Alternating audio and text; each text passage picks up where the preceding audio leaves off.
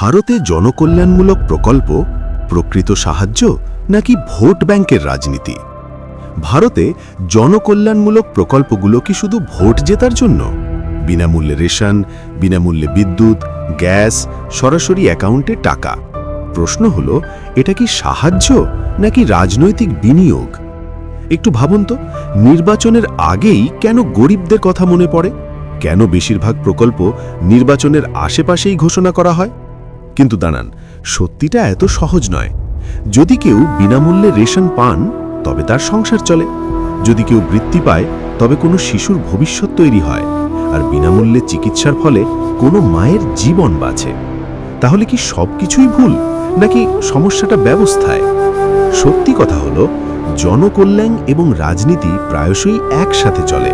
নেতাদের ভোট দরকার, আর জনগণের সমর্থন প্রয়োজন। এখান থেকেই রাজনীতির খেলা